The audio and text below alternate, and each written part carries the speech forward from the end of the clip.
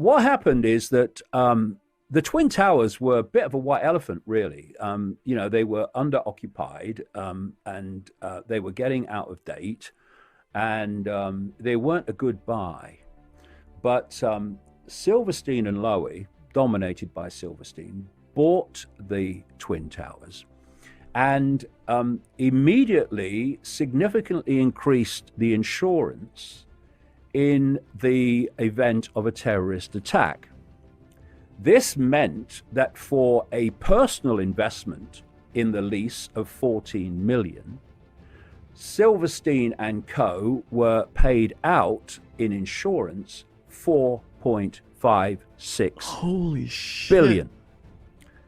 Wow. And the person who did the deal for the insurance was a guy called Morris Greenberg, ultra-Zionist, friend of Henry Kissinger, who was from the AIG insurance giant. And being very canny, or maybe he was a prophet, who knows, he sold the insurance on immediately to about 24 other companies who took the hit. Right. Now, before I continue that thread, another one. Israeli intelligence was trying to get control of security at the Twin Towers since at least 1987. They first applied for it through a company called Atwell Security that was a subsidiary of the Eisenberg group of a guy called Shaul Eisenberg, who was a massive Israeli intelligence operative, ran Zim Shipping. Zim Shipping, by the way, left the World Trade Center a week before the 9/11 and broke its lease to do so. Another coincidence, nothing to worry about. He was involved in the terror groups like Irgun that bombed and terrorized Israel into existence in 1948. So Atwell Security was run by Israeli intelligence agents who worked with Issa Harel, the guy who predicted that New York's biggest building would be attacked by Arabs. He made the prediction in 1979. So they would have had control of security of the Twin Towers then. Maybe 9/11 would have happened earlier, who knows? But there was a problem. The man who signed the contract for Atwell Security gave the name Avram Ben-Dor. It turned out pretty soon afterwards that his real name was different. It was Avram Shalom, former major executive, if you like, in Israeli intelligence, domestic intelligence, who had to stand down for ordering that two Palestinians had their heads smashed in with stones and had to stand down as a result. When all this came out, Atwell lost the contract. So we move on to 1993. Only a few years after 1987, they're still trying to get hold of that security for some reason. And we had the 1993 World Trade Center bombing, which involved an Israeli Mossad agent whose name was on the hire contract of a hire truck that was involved. And other people were blamed for it. As a result of that bombing, the completely ultra-Zionist controlled New York and New Jersey Port Authority who'd given the contract to Atwell originally in 1987. They decided, as a result of the bombing, that security at the Twin Towers had to be improved. And so they hired an ultra-Zionist company called Kroll Inc. to oversee the security, which they did right up to 2001 and the attacks. Also in 1993, a man called Morris Greenberg bought into Kroll Inc. This is the guy that provided the insurance to Silverstein and and to Lowy, and was this close friend of Henry Kissinger. So we move on to Silverstein and the control of that, the lease, the buying of the lease. That was sold by the ultra-Zionist controlled guy at the time called Louis Eisenberg, different Eisenberg, Louis Eisenberg, and who was a friend of Netanyahu. He sold it from the New York and New Jersey Port Authority into private hands for the first time. And this followed the recommendation of a guy called Ronald Lauder of the Esther Lauder family, ultra-Zionist, eventually became head of the World Jewish Congress, and not only a friend, but a funder of Benjamin Netanyahu. And he headed two organizations in New York that were given the task of deciding what should be privatized and what shouldn't. And they recommended that the Twin Towers should be privatized, and that's when Silverstein and Lowy got the contract. And so everywhere you look, in the run-up to 9/11, there were ultra-Zionists involved everywhere.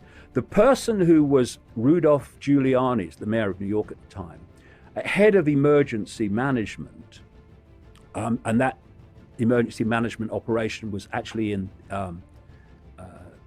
Building 7, also owned by Silverstein. He owned that before the Twin Towers. He was an ultra-Zionist as well, everywhere you look. And then you look afterwards.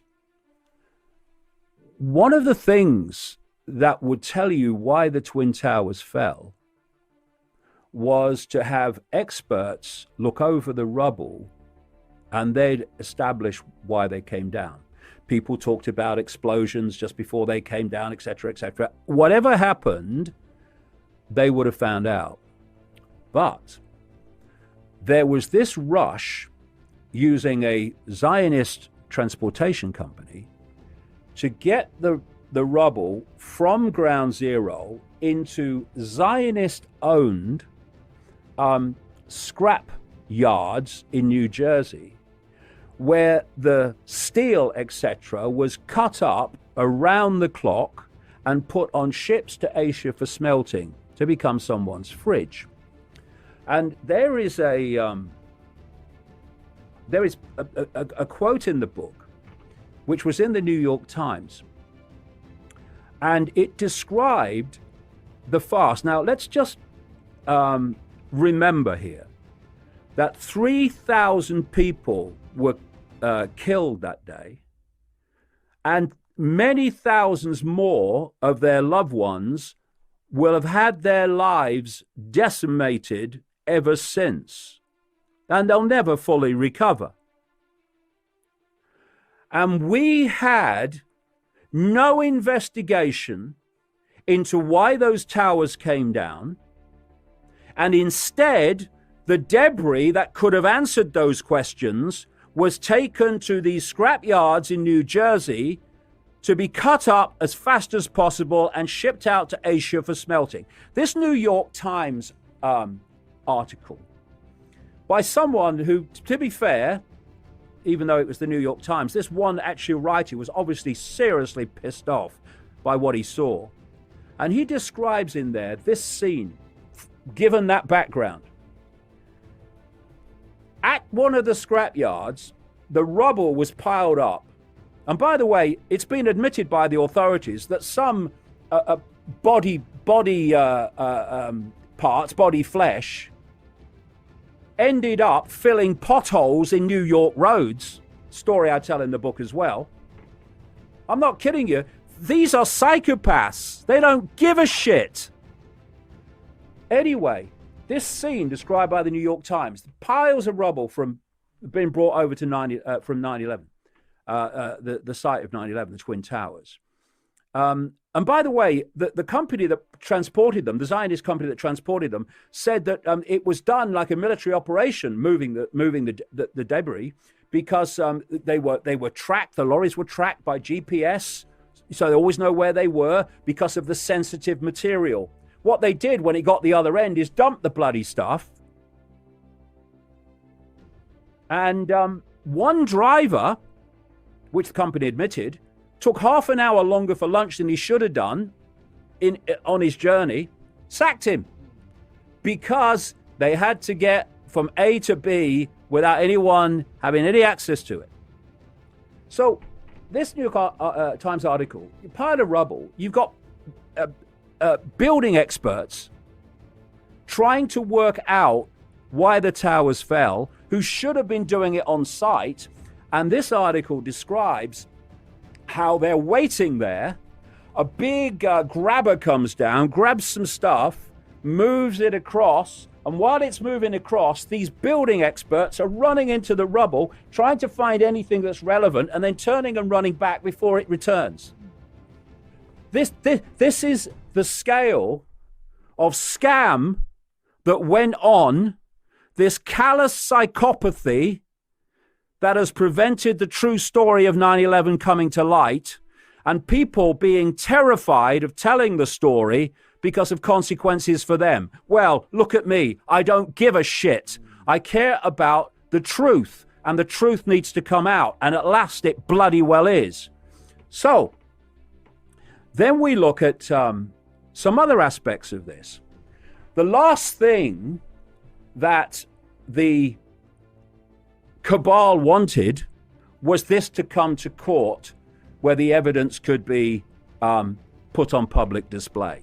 Their big problem was families, with just under 100 of them, that didn't take the compensation, which came with the proviso: you take the money, but you agree not to go to court.